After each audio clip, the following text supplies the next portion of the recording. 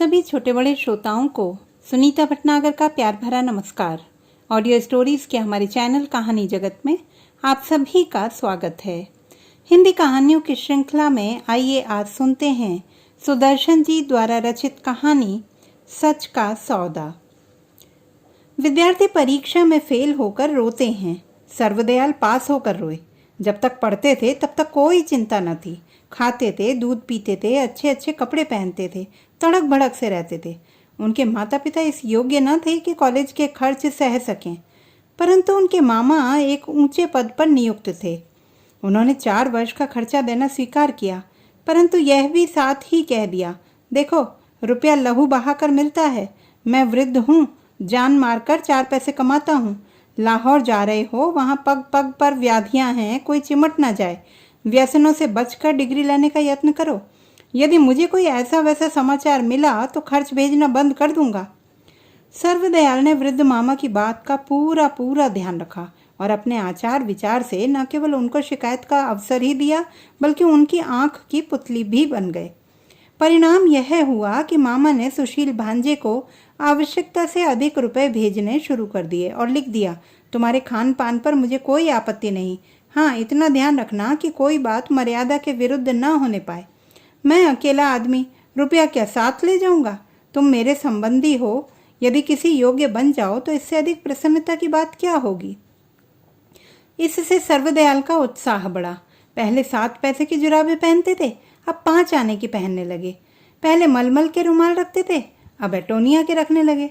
दिन को पढ़ने और रात को जागने से सिर में कभी कभी पीड़ा होने लगती थी। कारण यह है कि दूध के लिए पैसे न थे। परंतु अब जब मामा ने खर्च की डोरी ढीली छोड़ दी तो घी दूध दोनों की तंगी ना रही। परंतु इन सब के होते हुए भी सर्वदयाल उन व्यसनों से बचे रहे जो शहर के विद्यार्थियों में प्रायः पाए जाते हैं।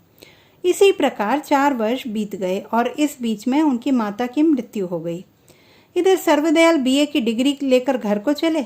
जब तक पढ़ते थे सैकड़ों नौकरियां दिखाई देती थी, परंतु पास हुए तो कोई ठिकाना न दिख पड़ा। वह घबरा गए।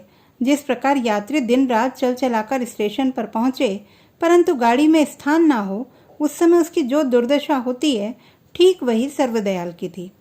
उनके पिता पंडित शंकर दत्त पुराने जमाने के आदमी थे। उनका विचार था कि बेटा अंग्रेजी बोलता है, पतलून पहनता है, नेकटाई लगाता है, तार तक पढ़ लेता है, इसे नौकरी न मिलेगी तो और किसे मिलेगी।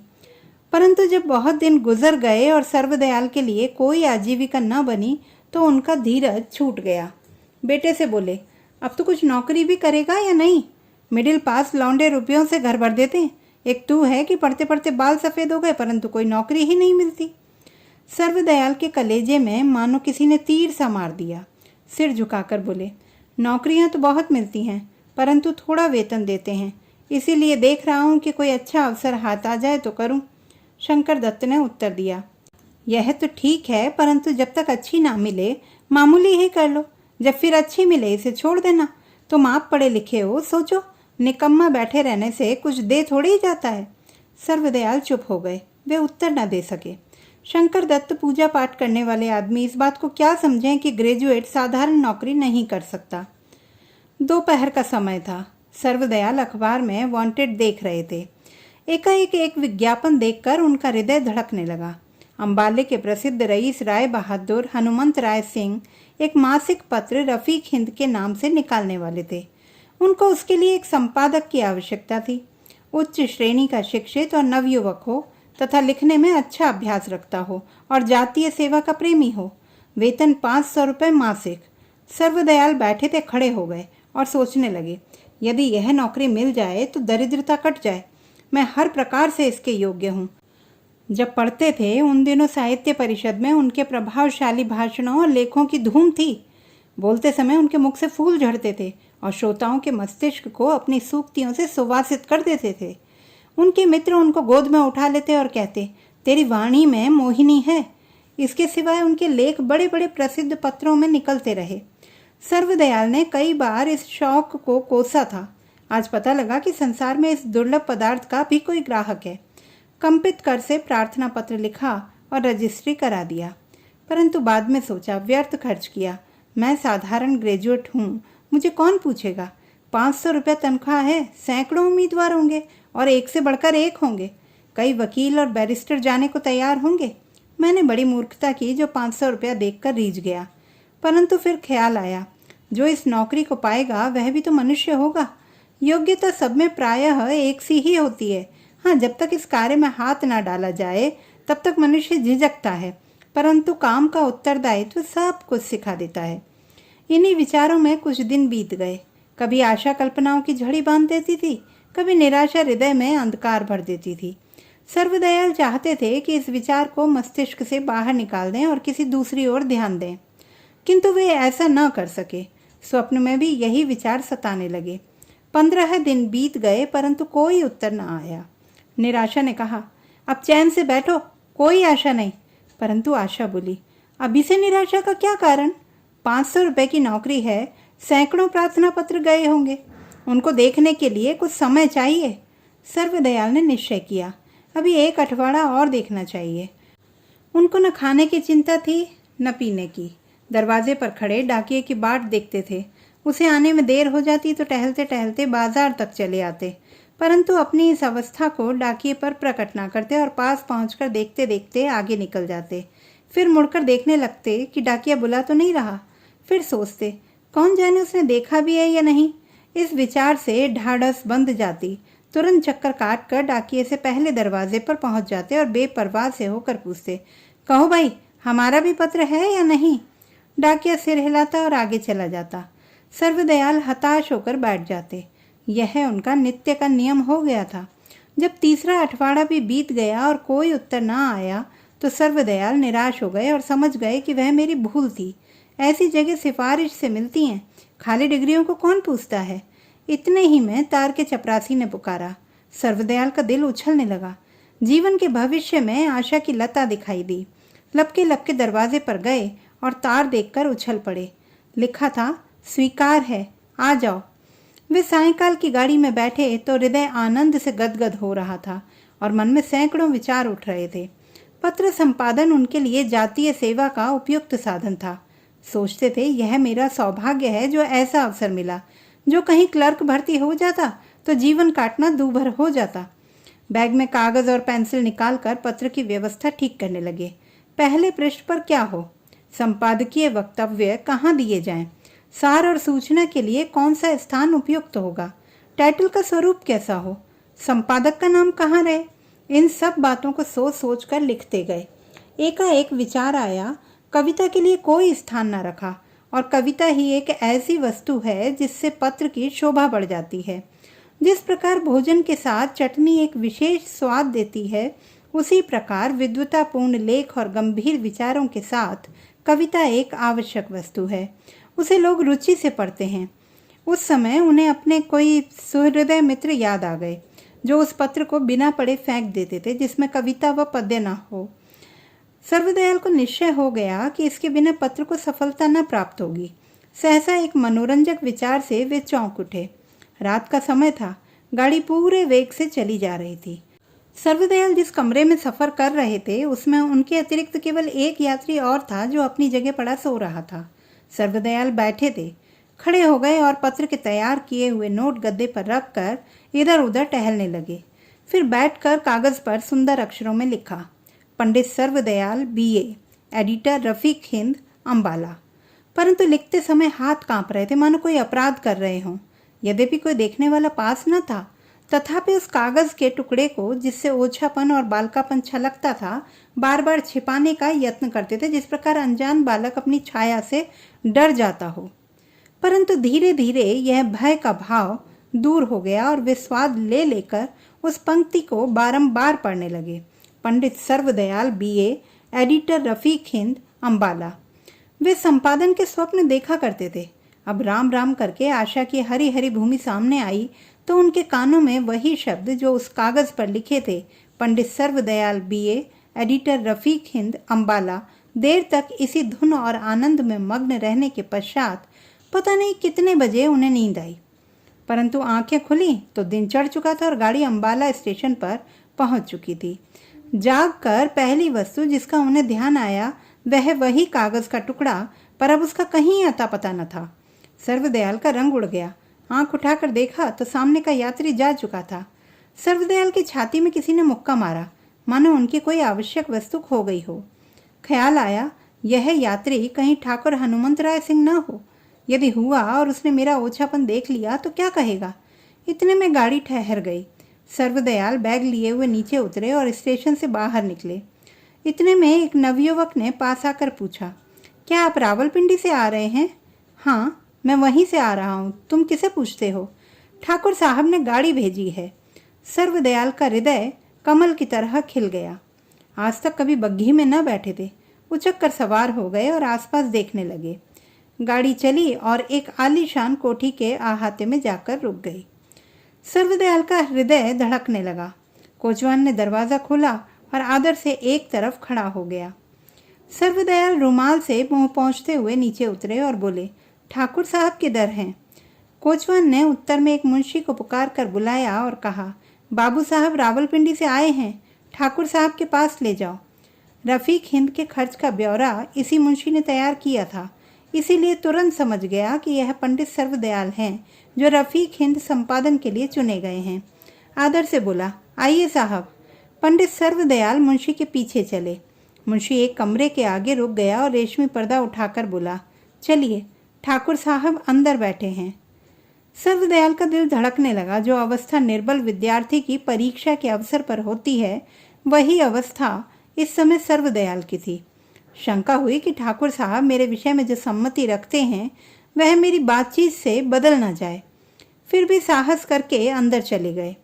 ठाकुर हनुमंत राय 32-30 वर्ष के सुंदर नवयुवक थे। मुस्कुराते हुए आगे बढ़े और बड़े आदर से सर्वदयाल से हाथ मिलाकर बोले, आप आ गए? कहिए, राह में कोई कष्ट तो नहीं हुआ? सर्वदयाल ने धड़कते हुए हृदय से उत्तर दिया, जी नहीं, मैं आपके लेख बहुत समय से देख रहा हूँ। ईश्वर की बड़ी कृपा है जो आज दर्शन भी हुए। निसंदेह आपकी लेखनी में आश्चर्यमयी शक्ति है। सर्वदयाल पानी पानी हो गए। अपनी प्रशंसा सुनकर उनके हर्ष का पारावार न रहा, तो भी संभल कर बोले, यह आपकी कृपा है। ठाकुर साहब ने गंभीरता से कहा, यह नम्रता आपकी योग्यता के अनुकूल है, परंतु मेरी सम्मति में आप सरीखा लेखक पंजाब भर में नहीं। आप माने या न माने, समाज को आप पर गर्व है। रफीक हिंद का सौभाग्य है कि आप सा संपादक उसे प्राप्त हुआ। सर्वदयाल के हृदय में जो आशंका हो रही थी वह दूर हो गई। समझे, मैदान मार लिया है। वे बात का रुख बदलने को बोले, पत्रिका कब से निकलेगी? ठाकुर साहब ने हंसकर उत्तर दिया, यह प्रश्न मुझे आपसे करना चाहिए था। उस दिन 15 फरवरी थी।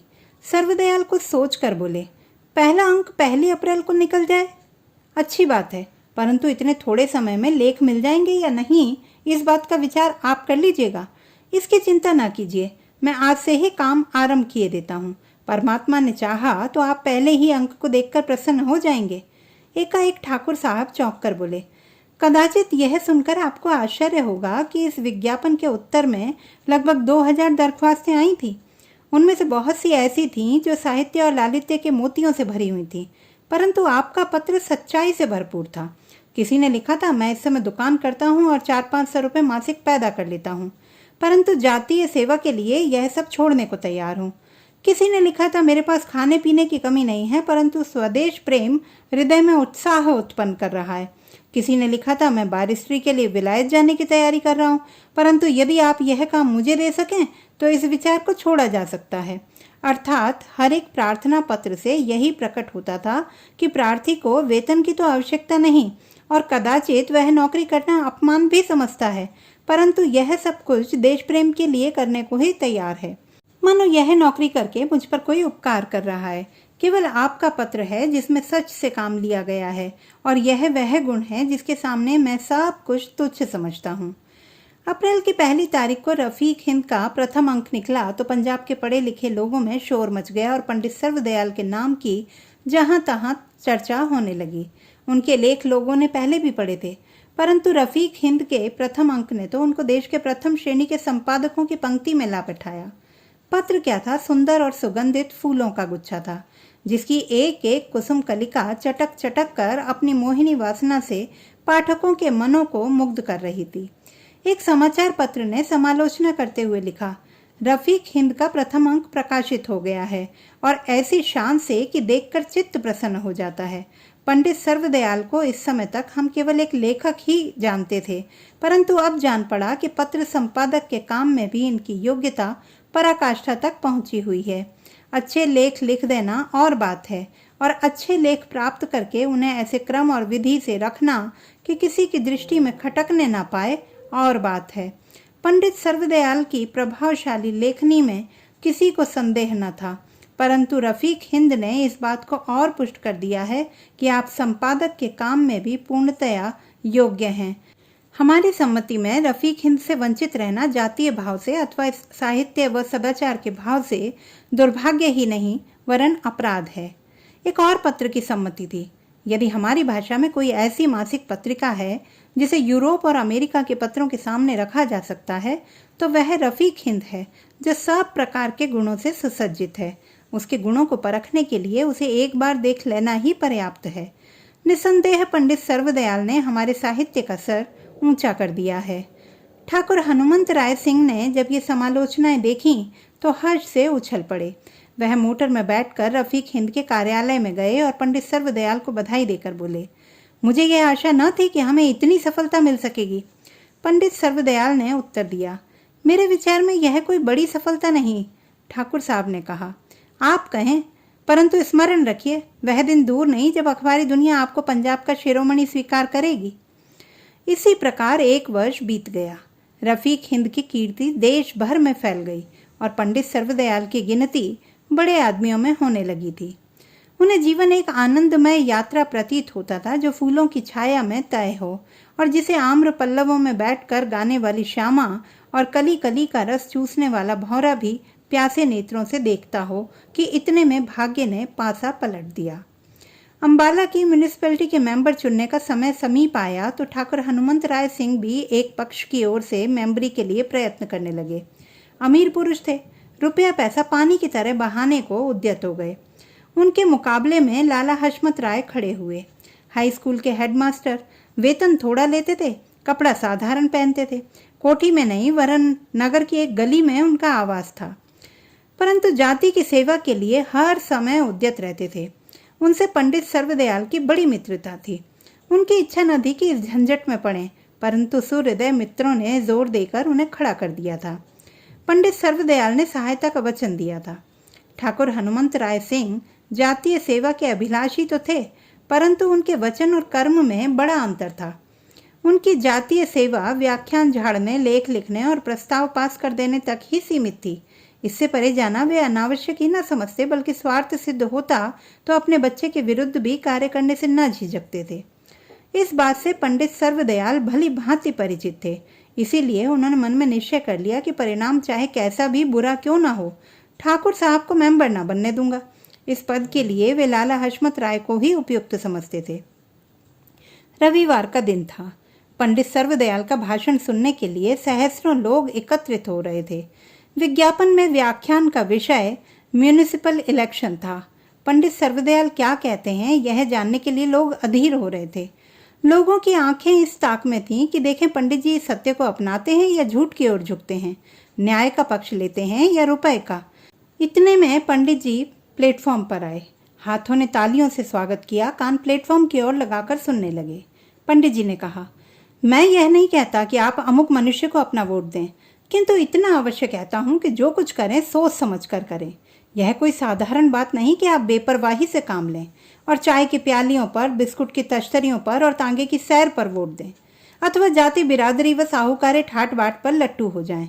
प्रत्युत इस वोट का अधिकारी वह मनुष्य है जिसके हृदय में करुणा तथा देश और जाति की सहानुभूति हो, जो जाति के साधारण और छोटे लोगों में घूमता हो, जाति को ऊंचा उठाने में दिन रात मग्न रहता हो, जो प्लेग हैजे के दिनों में रोगियों की सेवा करता हो और अकाल के समय कंगालों को सांत्वना देता हो, जो सच्चे अर्थों में देश का हितैषी हो और लोगों को हार्दिक विचारों को स्पष्टतया प्रकट करने और उनके समर्थन करने में निर्भय और पक्षपात रहित हो। ऐसा मनुष्य निर्धन होने पर भी चुनाव का अधिकारी है, क्योंकि ये ही भाव उसके भविष्य में उपयोगी सिद्ध होने के प्रमाण हैं। ठाकुर हनुमंत राय सिंह को पूरा विश्वास था कि पंडित जी उनके पक्ष में बोलेंगे, परंतु व्याख्यान सुनकर उनके तन में आग लग गई। कुछ मनुष्य ऐसे भी थे जो पंडित जी की लोकप्रियता देखकर उनसे जलते थे। उनको मौका मिल गया। ठाकुर साहब के पास जाकर बोले, यह क्या बात है, जो आपका अन्न खाकर आपके ही विरुद्ध बोलने लगा। ठाकुर साहब ने उत्तर दिया, मैंने उसके साथ कोई बुरा व्यवहार नहीं किया, जाने उसके मन में क्या समाई है। एक आदमी ने कहा, कुछ घमंडी है। ठाकुर साहब ने जोश में आकर कहा, मैं उसका घमंड तोड़ दूंगा। कुछ देर बाद पंडित सर्वदयाल बुलाए गए। वे इसके लिए पहले से ही तैयार थे। उनके आने पर ठाकुर साहब ने कहा, क्यों पंडित जी, मैंने क्या अपराध किया है। पंडित सर्वदयाल का दिल धड़कने लगा, परंतु साहस से बोले, मैंने कब कहा है कि आपने कोई अपराध किया है, तो इस भाषण का क्या मतलब है। यह प्रश्न सिद्धांत का है, तो मेरे विरुद्ध व्याख्यान देंगे आप। पंडित सर्वदयाल ने भूमि की ओर देखते हुए उत्तर दिया, मैं आपकी अपेक्षा लाला हशमत राय को मेंबरी के लिए अधिक उपयुक्त समझता हूँ। यह सौदा आपको बहुत महंगा पड़ेगा। पंडित सर्वदयाल ने सिर ऊंचा उठाकर उत्तर दिया, मैं इसके लिए सब कुछ देने को तैयार हूँ। ठाकुर साहब उसके इस दुस्साहस को देखकर दंग रह गए और बोले, नौकरी और प्रतिष्ठा भी। हाँ, नौकरी और प्रतिष्ठा भी। उस तुच्छ उद्धत कल के छोकरे हशमत राय के लिए नहीं, सच्चाई के लिए। ठाकुर साहब को ख्याल न था कि बात इतनी बढ़ जाएगी, न उनका यह विचार था कि इस विषय को इतनी दूर तक ले जाएं। परंतु जब बात बढ़ गई तो पीछे न हट सके। गरज कर बोले, यह सच्चाई यहाँ ना निभेगी। पंडित सर्वदयाल को कदाचित कोमल शब्दों में कहा जाता तो संभव है हट को छोड़ देते, परंतु इस अनुचित दबाव को सहन न कर सके। धमकी के उत्तर में उन्होंने तुरंत उठकर कहा, ऐसी निभेगी कि आप देखेंगे। क्या कर लोगे? क्या तुम समझते हो कि इन भाषणों से मैं मेंबर न बन सकूंगा? नहीं, यह बात तो नहीं समझता। तो फिर तुम अकड़ते किस बात पर हो? यह मेरा कर्तव्य है, उसे पूरा करना मेरा धर्म है, फल परमेश्वर के हाथ में है। ठाकुर साहब ने मुंह मोड़ लिया। पंडित सर्वदयाल तांगे पर जा बैठे और कोचवान से बोले, चलो। इसके दूसरे दिन पंडित सर्वदयाल ने त्याग पत्र भेज दिया। संसार की गति विचित्र है। जिस सच्चाई ने उन्हें एक दिन सुख संपत्ति के दिन दिखाए थे, उसी सच्चाई के कारण नौकरी करते समय पंडित सर्वदयाल प्रसन्न हुए थे, छोड़ते समय उससे भी अधिक प्रसन्न हुए। परंतु लाला हशमत राय ने ये समाचार सुना तो अवाक रह गए।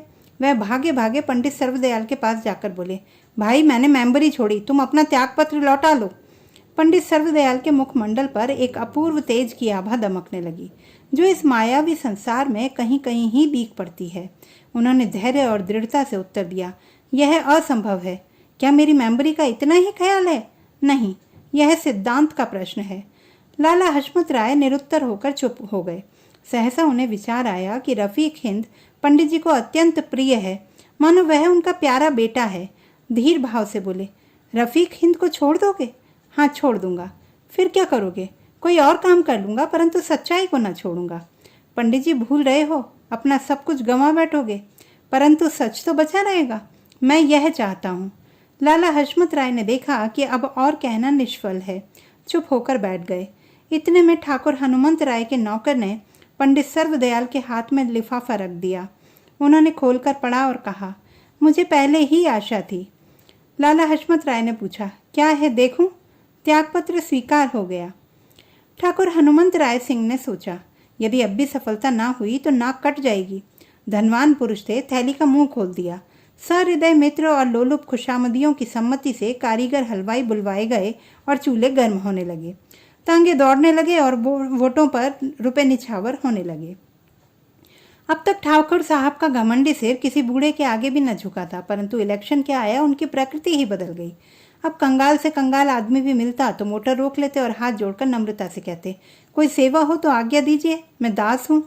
कदाचित ठाकुर साहब का विचार था कि लोग इस प्रकार से वश में हो जाएंगे, परंतु यह उनकी भूल थी। हाँ, जो लालची थे वे दिन रात ठाकुर साहब के घर मिठाइयाँ उड़ाते थे और मन में प्रार्थना करते थे कि काश गवर्नमेंट नियम बदल दे और इलेक्शन हर तीसरे महीने हुआ करें। परंतु लाला हशमत राय की ओर से ना तो तांगा दौड़ता था, न लड्डू बंटते थे। हाँ, 2-4 सभाएं अवश्य हुई जिनमें पंडित सर्वदयाल ने धारा प्रवाह व्याख्यान दिए और प्रत्येक रूप से यह सिद्ध करने का प्रयत्न किया कि लाला हशमत राय से बढ़कर मेंबरी के लिए और कोई आदमी योग्य नहीं है। इलेक्शन का दिन आ पहुंचा। ठाकुर हनुमंत राय सिंह और लाला हशमत राय दोनों के हृदय धड़कने लगे। जिस प्रकार परीक्षा का परिणाम निकलते समय विद्यार्थी अधीर हो जाते हैं। दोपहर का समय था, पर्चियों की गिनती हो रही थी। ठाकुर हनुमंत राय के आदमी फूलों की मालाएं, विक्टोरिया बैंड और आतिशबाजी के गोले लेकर आए थे। उनको पूरा पूरा विश्वास था कि ठाकुर साहब मेंबर बन जाएंगे, और विश्वास का कारण भी था क्योंकि ठाकुर साहब का 25,000 रुपया उठ चुका था। परंतु परिणाम निकला तो उनकी तैयारियां धरी धराई रह गईं। लाला हशमत राय के वोट अधिक थे। इसके 15वें दिन पंडित सर्वदयाल रावलपिंडी को रवाना हुए। रात्रि का समय था, आकाश तारों से जगमगा रहा था। इसी प्रकार की रात्रि थी जब वे रावलपिंडी से अंबाले को आ रहे थे, किंतु इस रात्रि और उस रात्रि में कितना अंतर था। तब हर्ष से उनका चेहरा लाल था, आज नेत्रों से उदासी टपक रही थी। भाग्य की बात, आज सूट भी वही पहना हुआ था जो उस दिन था। उसी प्रकार कमरा खाली था और एक मुसाफिर एक कोने में पड़ा सो रहा था। पंडित सर्वदयाल ने शीत से बचने के लिए हाथ जेब में डाला तो कागज का एक टुकड़ा निकल आया। देखा तो वही कागज था जिसे वर्ष पहले उन्होंने बड़े चाव से लिखा था, पंडित सर्वदयाल बीए, एडिटर रफीक हिंद, अंबाला। उस समय इसे देखकर आनंद की तरंगें उठी थी। आज शोक आ गया। उन्होंने इसके टुकड़े टुकड़े कर दिए और कंबल ओढ़कर लेट गए, परंतु नींद न आई। कैसी शोकजनक घटना है कि जिसकी योग्यता पर समाचार पत्रों के लेख निकलते हों, जिसके भाषणों पर वग्मिता न्यौछावर होती हो, जिसका सत्य स्वभाव अटल हो, उसे आजीविका चलाने के लिए केवल 500 रुपए की पूंजी से दुकान करनी पड़े। निस्संदेह यह सभ्य समाज का दुर्भाग्य है। पंडित सर्वदयाल को दफ्तर की नौकरी से घृणा थी और अब तो वे 1 वर्ष एडिटर की कुर्सी पर बैठ चुके थे।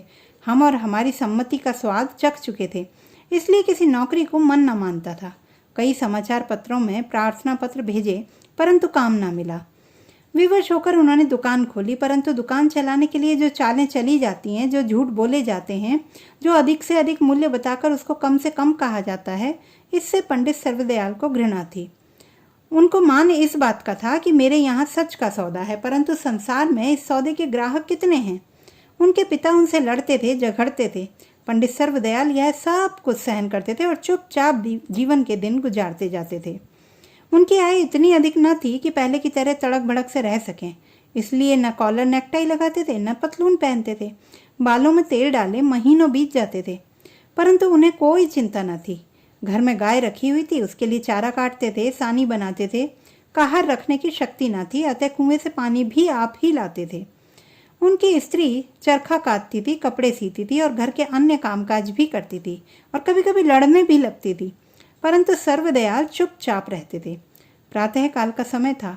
पंडित सर्वदयाल अपनी दुकान पर बैठे रफीक हिंद का नवीन अंक देख रहे थे। जैसे एक माली सिर तोड़ परिश्रम से फूलों की क्यारियां तैयार करे और उनको कोई दूसरा माली नष्ट कर दे। इतने में उनकी दुकान के सामने एक मोटर कार आकर रुकी और उसमें से ठाकुर हनुमंत राय सिंह उतरे। पंडित सर्वदयाल चौंक पड़े। ख्याल आया, आंखें कैसे मिलाऊंगा। एक दिन वह था कि इनमें प्रेम का वास था, परंतु आज उसी स्थान पर लज्जा का निवास है। ठाकुर हनुमंत राय ने पास आकर कहा, आहा पंडित जी बैठे हैं, बहुत देर के बाद दर्शन हुए, कहिए क्या हाल है। पंडित सर्वदयाल ने धीरज से उत्तर दिया, अच्छा है, परमात्मा की कृपा है। यह दुकान अपनी है क्या? जी हाँ। कब खोली? 8 मास के लगभग हुए हैं। ठाकुर साहब ने उनको चुभती हुई दृष्टि से देखा और कहा, यह काम आपकी योग्यता के अनुकूल नहीं है। पंडित सर्वदयाल ने बेपरवाही से उत्तर दिया, संसार में बहुत से ऐसे मनुष्य हैं जिनको वह करना पड़ता है जो उनके योग्य नहीं होता। मैं भी उनमें से एक हूँ। आमदनी अच्छी हो जाती है। पंडित सर्वदयाल उत्तर न दे सके। सोचने लगे क्या कहूँ। वास्तव में बात यह थी कि आमदनी बहुत ही थोड़ी थी, परंतु इस सच्चाई को ठाकुर साहब के सम्मुख प्रकट करना उचित न समझा, जिसके सामने एक दिन गर्व से सिर ऊंचा किया था और मान प्रतिष्ठा को पांव से ठुकरा दिया था, मानो मिट्टी तुच्छ ढेला हो। उनके सामने पश्चाताप न कर सके और यह कहना उचित न जान पड़ा कि हालत खराब है। सहसा उन्होंने सिर ऊंचा किया और धीर भाव से उत्तर दिया, निर्वाह हो रहा है। ठाकुर साहब दूसरे के हृदय को भांप लेने में बड़े चतुर थे। इन शब्दों से बहुत कुछ समझ गए। सोचने लगे कैसा सूरमा है जो जीवन के अंधकारमय क्षणों में भी सुमार्ग से इधर उधर नहीं हटता। चोट पर चोट पड़ती है, परंतु हृदय सच के सौदे को नहीं छोड़ता। ऐसे ही पुरुष हैं जो विपत्ति की तेज नदी में सिंह की तरह सीधे तैरते हैं और अपनी आन पर धन और प्राण दोनों को निछावर कर देते हैं। ठाकुर साहब ने जोश से कहा, आप धन्य हैं। पंडित सर्वदयाल अभी तक यही समझे हुए थे कि ठाकुर साहब मुझे जलाने के लिए आए हैं, परंतु इन शब्दों से उनकी शंका दूर हो गई। अंधकार आवृत आकाश में किरण चमक उठी। उन्होंने ठाकुर साहब के मुख की ओर देखा। वहाँ धीरता, प्रेम और लज्जा तथा पश्चाताप का रंग झलकता था। आशा ने निश्चय का स्थान लिया, सकुचाए हुए बोले, यह आपकी कृपा है, मैं तो ऐसा नहीं समझता। ठाकुर साहब अब न रह सके। उन्होंने पंडित सर्वदयाल को गले से लगा लिया और कहा, मैंने तुम पर बहुत अन्याय किया है, मुझे क्षमा कर दो। रफीक हिंद को संभालो। आज से मैं तुम्हें छोटा भाई समझता हूँ। परमात्मा करे तुम पहले की तरह सच्चे, विश्वासी, न्यायप्रिय और दृढ़ बने रहो, मेरी यही कामना है। पंडित सर्वदयाल अवाक रह गए। वे समझ न सके कि ये सच है। सचमुच ही भाग्य ने फिर पलटा खाया है। आश्चर्य से ठाकुर साहब की ओर देखने लगे। ठाकुर साहब ने कथन को जारी रखते हुए कहा, मैंने हजारों मनुष्य देखे हैं जो कर्तव्य और धर्म पर दिन रात लेक्चर देते नहीं थकते, परंतु जब परीक्षा का समय आता है तो सब कुछ भूल जाते हैं। एक तुम हो जिसने इस जादू पर विजय प्राप्त की है। उस दिन तुमने मेरी बात रद्द कर दी, लेकिन आज यह ना होगा। तुम्हारी दुकान पर बैठा हूं, जब तक हाँ न कहोगे तब तक यहाँ से नहीं हिलूंगा। पंडित सर्वदयाल की आंखों से आंसू झलकने लगे। गर्व ने गर्दन झुका दी। तब ठाकुर साहब ने 100 के 10 नोट बटुए में से निकालकर उनके हाथ में दिए और कहा, यह तुम्हारे साहस का पुरस्कार है, तुम्हें इसे स्वीकार करना ही होगा। पंडित सर्वदयाल अस्वीकार न कर सके। ठाकुर हनुमंत राय जब मोटर में बैठे तो पुलकित नेत्रों में आनंद का नीर झलकता था, मानो कोई निधि हाथ लग गई हो। उनके साथ एक अंग्रेज मित्र बैठा था। उसने पूछा, वेल ठाकुर साहब, इस दुकान में क्या था तुम देर खड़ा मांगता? वह चीज़ जो किसी भी दुकान पर नहीं। कौन सा? सच का सौदा। परंतु अंग्रेज इससे कुछ न समझ सका। मोटर चलने लगी। तो दोस्तों, ये थी हमारी आज की कहानी। आपको कैसी लगी कमेंट बॉक्स में लिखना ना भूलें। चैनल को सब्सक्राइब करें, लाइक करें और मित्रों के साथ शेयर करें। दोस्तों, यदि आप कविताएं पढ़ने में रुचि रखते हैं तो मेरा प्रथम काव्य संग्रह स्पंदन पढ़ना ना भूलें। यह अमेज़न किंडल पर ई बुक के रूप में उपलब्ध है।